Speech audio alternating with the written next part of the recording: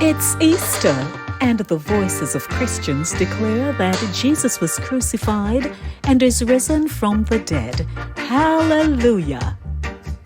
But traditions in our Caribbean cultures, like the infamous bun and cheese, me mouth a water, escoveitch fish straight from the sea, and bammy, nothing sweet so, are staples in kitchen cupboards and at dining tables.